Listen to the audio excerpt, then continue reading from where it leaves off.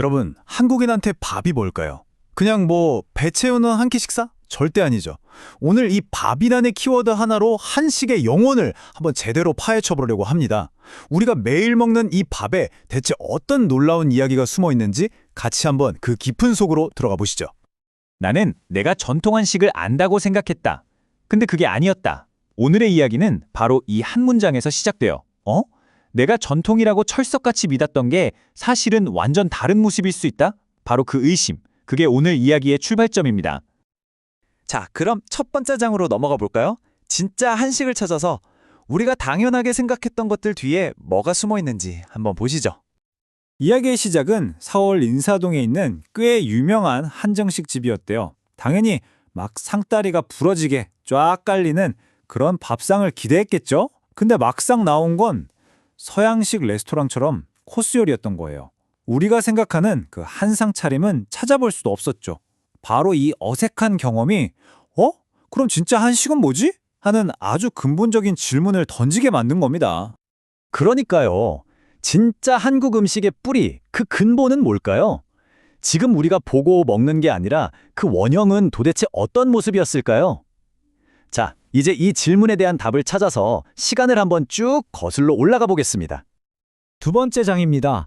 한식의 고대 원형. 아주 옛날로 돌아가서 한식을 딱 버티게 해온 그 기둥들이 뭔지 한번 살펴보겠습니다. 한식의 가장 기본 핵심 구조는요, 바로 주식하고 부식의 조화예요.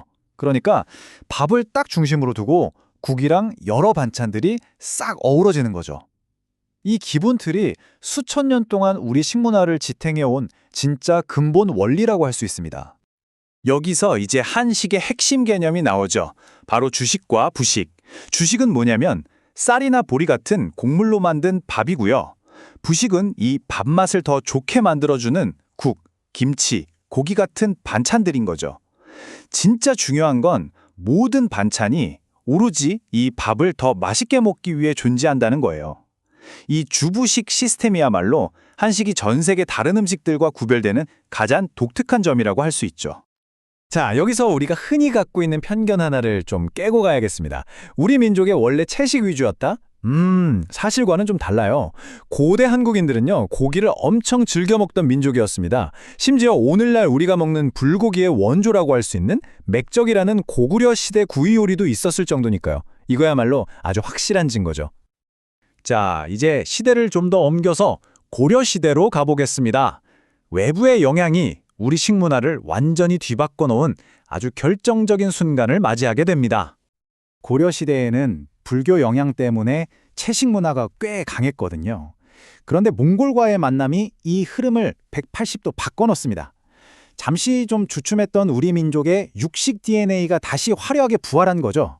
바로 이 역사적인 만남이 오늘날 한식의 그 완벽한 영양 밸런스를 만들어낸 결정적인 계기가 된 겁니다. 몽골의 영향은 굉장히 구체적이었어요. 예를 들면 제주도에 목장을 만들어서 고기 공급 자체를 늘렸고요. 추살 같은 당시로서는 아주 선진적인 도축 기술도 가르쳐줬죠. 그리고 맹물에 고기를 푹 끓여 먹는 방식도 전해졌는데 이게 바로 오늘날 곰탕의 기원일 수 있다는 거예요. 이런 변화들이 합쳐지면서 우리 식탁이 다시 고기로 풍성해진 겁니다. 바로 이 지점이 정말 중요합니다.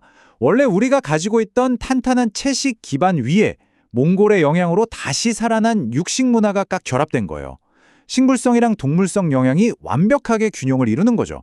오늘날 전 세계가 주목하는 건강식 한식의 원형이 바로 이때 완성됐다고 볼 수 있습니다.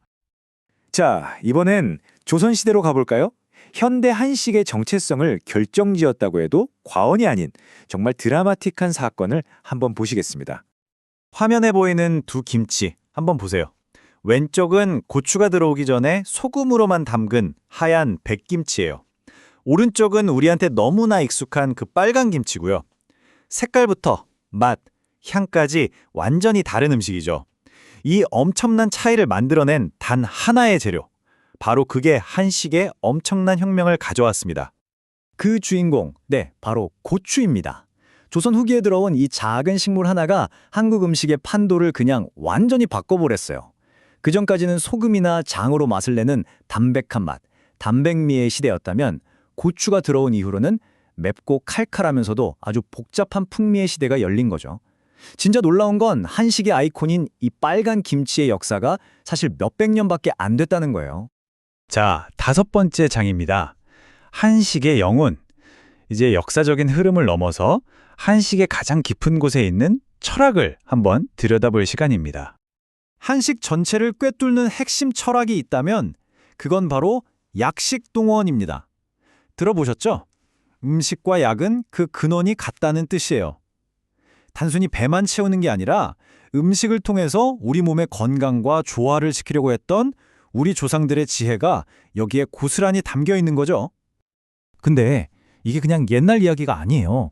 놀랍게도 이 철학이 현대 과학으로 증명이 됩니다. 1977년에 미국 상원에서 엄청난 돈을 들여서 맥거번 보고서라는 걸 발표해요. 건강하게 먹으려면 어떻게 해야 하나 그 지침서인데 결론은 아주 간단했습니다. 탄수화물 섭취는 늘리고 지방이랑 설탕은 줄여라. 어때요? 딱 우리 전통 밥상이잖아요. 서양에서 온갖 시행착오를 겪고 나서야 내놓은 결론을 우리 조상들은 이미 수백 년 전부터 밥상에서 실천하고 있었던 겁니다. 진짜 대단하지 않나요? 이런 한식의 철학을 가장 완벽하게 보여주는 음식이 하나 있다면 저는 단연 비빔밥을 꼽겠습니다. 정말 이 한 그릇에 한식이 모든 게 담겨 있다고 해도 틀린 말이 아니에요. 비빔밥이 왜 그렇게 위대하냐고요? 한 3가지로 요약할 수 있어요. 첫째, 꽃밥, 즉 화반이라고 불렸을 정도로 눈이 즐거운 시각적인 아름다움. 둘째, 채소와 고기 같은 재료가 8대2, 이 황금 비율로 들어가서 영양적으로 완벽한 균형을 이루고요. 마지막으로 셋째, 모든 재료를 섞어서 더 큰 맛을 만들어내는 섞음의 미학이라는 우리만의 독특한 문화 철학까지 담고 있다는 거죠. 이 한 그릇에요.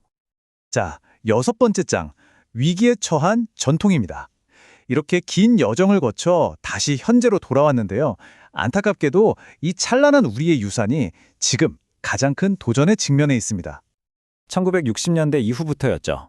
서양식 패스트푸드가 우리 식탁을 무섭게 파고들기 시작했습니다. 그 결과는 우리 모두가 알고 있죠. 전통적인 식문화는 점점 설 자리를 잃어가고 예전에는 남의 나라 얘기 같았던 비만이나 성인병이 이제는 우리 사회에 아주 심각한 문제가 되어버렸습니다. 이건 2차 세계대전에 참전했던 한 미군 병사의 일기 중 한 구절이에요. 나는 코카콜라를 마실 권리를 지키기 위해 싸운다. 어떻게 보면 그냥 설탕물, 탄산음료잖아요. 근데 그 병사한테는 그게 바로 자기가 지켜야 할 문화이자 정체성이었던 겁니다. 그들은 콜라 한 병을 지키기 위해서도 싸웠습니다. 거기에 자신들의 정체성을 담아서요. 자, 그렇다면 우리는 어떨까요? 맨처럼 던졌던 질문으로 다시 돌아가 보겠습니다. 한국인에게 밥이란 과연 무엇일까요? 그리고 오늘 이 이야기를 듣고 계신 여러분에게 여러분의 밥은 어떤 의미인가요?